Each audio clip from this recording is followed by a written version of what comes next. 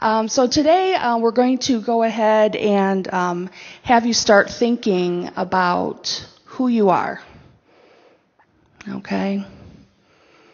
And also where you're going.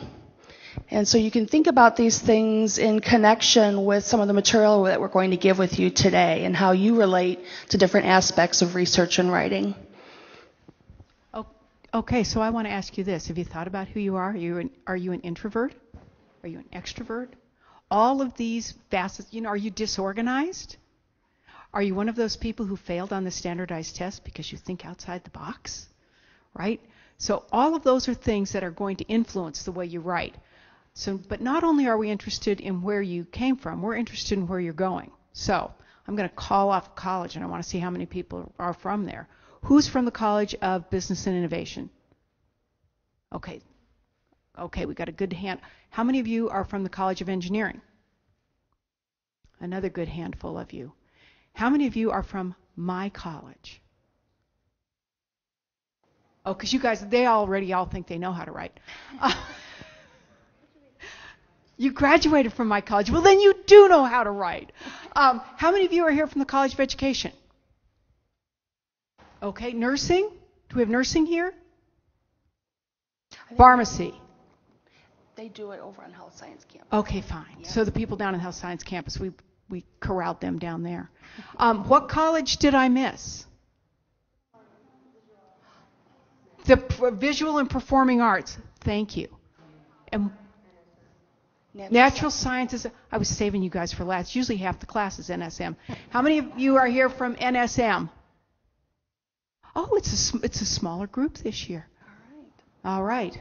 Excellent. Well, so we needed to know where you're going because writing is specific to the context in which you write. So we're going to give you some general advice, but we'll also give you some tips on how to write your way into your particular profession because humanists write differently than mathematicians, and mathematicians write differently than business people. So you'll have to find your way, and the way you make it into a profession is by writing your way in. Okay. Thank you. So even though we all come from different backgrounds, I think most of us can identify with the comic that you see behind me in that whether it was in elementary school, high school, even undergraduate, we were told what to do, how to think, and produce that work. See, most people think that's funny, but and really what it boils down to that it's about knowledge telling, okay? Your teacher is your primary audience because as we know, when we write, we write within a context and we write for an audience. And that type of writing looks a little bit more like broad, comprehensive reports, maybe some simple argumentation, lots of direct quotations, lots of paraphrasing. We don't really go too deep or focus in too much on the issue that we're writing about. However, once you get to graduate school and beyond, whether you stay in academia and write journal articles or whether you're employed somewhere and writing, PR releases, we have a process of vetting that. For journals, it's called peer review, and that's what most people think of peer review. Running the gauntlet, hoping to make it to the end where your paper is accepted. And what that's called is knowledge making, okay? In knowledge making, the peers in the field are your primary audience, okay? No longer just your teacher. And you're going to be using thorough analysis, summary and synthesis, bringing together ideas and thoughts. You're going to introduce new knowledge. You're going to offer commentary around that knowledge. In other words, instructing people how to interpret what you've just written. And you do that by entering an existing conversation, either through a publication or a presentation. And we're going to focus a little bit more on that in a few minutes. Once you're in grad school, there are going to be some new expectations for you as a scholar. They're going to range from navigating procedures, signing up for orientation, looking at your schedules, registering for courses, finding out what it's going to take to fulfill your degree, to graduate, okay? You'll also be expected to take more of a leading role in guiding your own education, conferencing with your advisors and faculty members, understanding what's required in your discipline, okay? Time management is more important than ever. So if you haven't already attended a breakout session on time management, you might want to do that. But there's also new expectations of what faculty have to offer for you. You may have a course where the syllabus is well laid out, but the coursework is sparsely described. Okay, there may be a course that you're taking where the advisor is only reviewing one draft or a final draft, or you may be turning in your thesis and they're reviewing it every 2 weeks and sending it back over and over again. And as far as supporting publication efforts, your advisor and faculty members can be your biggest ally in helping to direct and coach you as far as to what journals to submit to. They may also be co-authoring with you, depending on your field. So there's a lot of ways in which the faculty are no longer way up here, but are working with you to bring you in more as a colleague. And so in a few minutes, Dr. Schneider is going to discuss with you how you approach academic writing. And really, the approach to that is you need to analyze what others are saying, and then you create your own entry into that conversation. And then you put it all together and produce your finished work. And so with that, I'm going to turn it over to Dr. Schneider.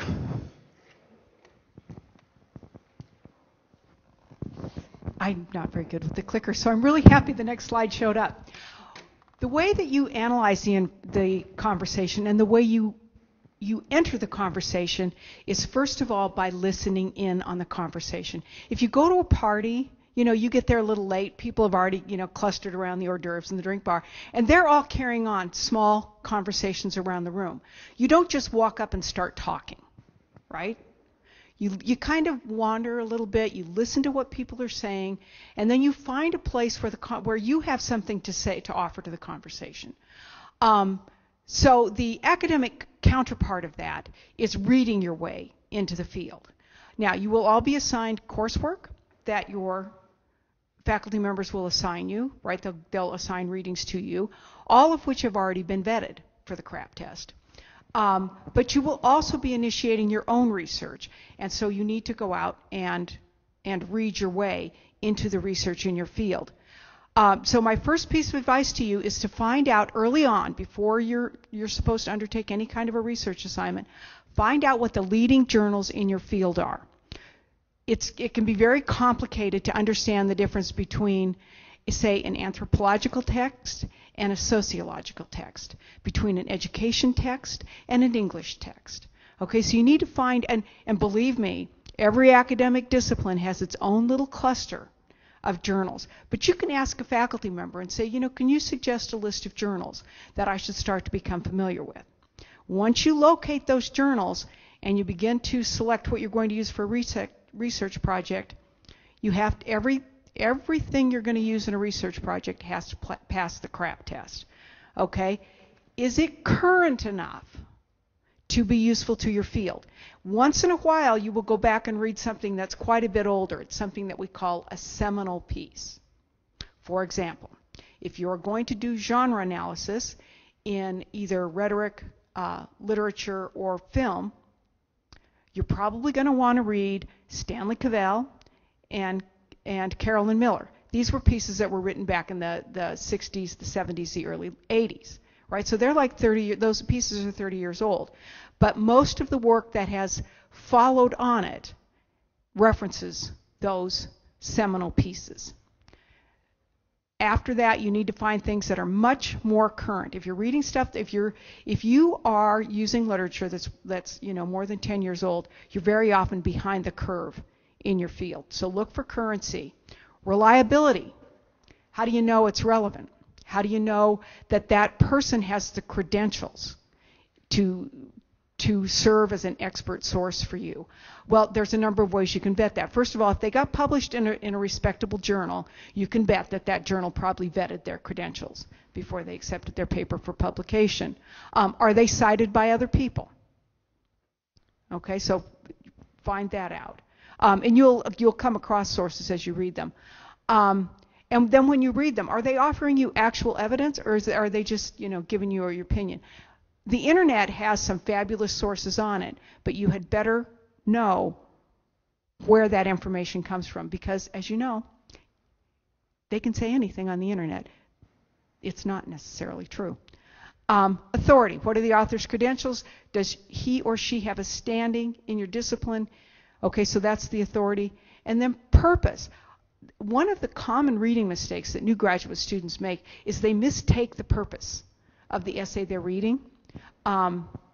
So you need to understand if somebody is proposing a new method, if they are proposing a new application of something, if they are proposing a new theory for something. So you need to read really closely in order to understand the purpose of what you're reading. Okay, as you're reading, couple of strategies. Thank you. As you're reading, couple of strategies. Remember that you are listening in on the conversation. So when you read they'll make their main claim right up front, and then look at who they cite. Who are they referencing? What other people? Who are they talking to? Right? Who are the other people that they're engaging in their conversation? And you need to make sure that you understand what they're saying. There is absolutely no shame in doing your reading with a dictionary on your lap. When I started out graduate school, I had no idea what the words epistemology, hermeneutics, or any of those meant. So I spent I swear to God, I spent the first 2 months in graduate school looking up about every other word. Now I can tell you what ontology is, without even thinking about it. But these were new words to me, because part of entering a discipline is acquiring the critical vocabulary of that discipline. So make sure you understand what you read, because you can't write anything comprehensible until you understand what they're talking about. Once you have, you've kind of pulled yourself together, you've gotten stuff going, now you're ready to enter the conversation. And you enter the conversation by writing. Okay, the way that you enter that conversation is you have to, you can't just walk up and burst into a group of people that are talking. You have to make a space for yourself in the existing body of research. Okay, so the first thing you have to do is create a space for yourself. You can do this in a number of ways. You can do this by claiming centrality. Okay, something like this. Polemic has been the focus of intensive interest over the past 4 years among people studying rhetoric. Okay, so that's claiming centrality. Okay, you can make topic generalizations. You can say, when Larry Kramer wanted to change the terrain of gay rights in America, he used, invective and polemic to do that. When Margaret Sanger wanted to change the terrain of birth control rights, so you do some anecdotal things to establish kind of the general outlines of what you're going to talk about. And you establish the territory by reviewing previous research. That's what your lit review is for, and we'll get to it in a minute. So as you make those claims and as you review the territory, then you enter your space. Or you can say, Michel Foucault argued that polemic isn't rhetoric at all. However, I argue that not only is polemic rhetorical, but that it's a specific genre with a central purpose. Okay, now I've just announced to my audience that I'm taking on one of the big boys, and that the rest of my paper is going to be to support that major claim. Okay, so that's counterclaiming, indicating a gap. A lot of excellent research has already been done on the ways in which polemic creates a rhetorical context. Okay, and then I would say, however, none of it has considered the social dynamism that goes into the construction of ethos. Okay, so you use the however, right? Because I'm going to extend what's already been done. And then there's application. You can also do that, okay, which is another way of indicating a gap. This has been done, but, okay, you got the but. They've done all this, but they haven't done this. Okay, so that's where you indicate a gap. Or you can say you're continuing a tradition. People have been studying the transfer of learning in multiple contexts for the last 15 years, ever since, Bransford published his work. What I want to do today is look at the way that transfer of learning occurs in a writing center. Okay, so that's continuing a tradition. So you have to find a way to make your research matter. You have to be able to answer the so what question with, why should they bother to read your stuff? You have to you motivate them by creating a place for yourself. Okay, now you have to occupy the niche. Where's our clicker? Thank you. You're welcome. Okay, and this is when you actually get around to writing it up. What you see here is really pre-writing. How many of you are ready to write your thesis today? Okay. Yeah, thank God. However, it's never too early to start thinking in that direction. And you can make yourself a fake outline because it indicates to you what you still need to learn. Like, what do you think the focus of your research? Most people don't apply for graduate school unless they have some idea of what it is they want to pursue. Write it down. Right? Say, this is what I'm going to write my thesis on. So you make yourself kind of a fake outline, but as you proceed through graduate school, you start to, scratch it out and start to fill it in with real stuff. And when you're ready to do that, you start with an introduction. And let me say this about introductions. An academic research paper or an academic article is not a novel and it's not a joke. You don't have to build toward the final conclusion. You start there. Okay, you start with what your main purpose is going to be. I'm going to argue this. Okay? You can spend, 3 or 4 sentences establishing the territory, but then you get your central claim right up front. Because a lot of people, particularly journal editors, they make a decision about whether they're going to send your article out for review or not within the first 3 paragraphs. You don't have a lot of time to get their attention. So you'd better have a well-crafted, well-honed argument right at the beginning. Then you move into the lit review. Okay, and then the lit review that's where you can create your opening, you establish your territory, you create your opening, and you begin to occupy your niche. So you get through the lit review, and you use your sources to say what you want to say. Okay, they're not in charge. That's what freshmen do, right? Has anybody read a freshman composition paper? It's usually kind of a pastiche of what a bunch of people have said on a topic, and then at the very end, the student says, "Yeah, I agree with them." Basically, or they say, these guys were right, these guys were wrong, I'm with these guys. Okay? An academic scholar, which you are all becoming, makes their own argument, and then they draw on other experts to support what they're saying. Okay, and she's going to tell you exactly how you say that. Thank you very much. All right, so I'll give you a few seconds to look at the I say. All right. You talk about what other people have said. You interject your own take on it. Then you tie it all together. So what you need to do is it's a craft of synthesis. You're connecting all the parts. What is the final result of your paper? What is the purpose of your writing? As a result, we have these findings. You also need to find balance in your voice, your writing voice. Too many times people will try and be overly academic, and it becomes incomprehensible to read. At the same time, this is not a place to be inserting emoticons and lulls and all of that, which you would think as a graduate student you would know, so moving on. And then in other words, the meta-commentary, that was mentioned earlier.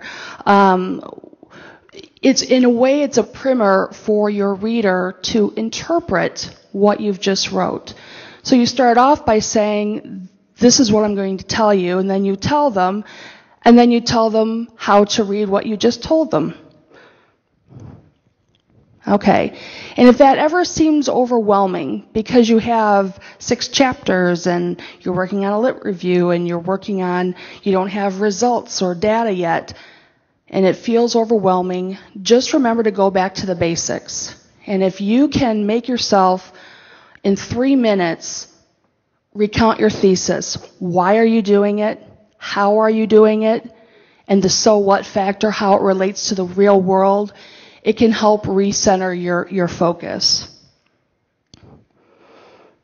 Now, we also want to talk a little bit about writing beyond grad school. Your employer, if you're going to stay in academics, journal editors, peer reviews, you will never necessarily be able to just submit your first draft and have it be accepted. And really, writing is about revising. So I don't know. I've had many documents that have those final with revision, final on this date. Just a joke. It's not really my final draft. And they just go back and forth.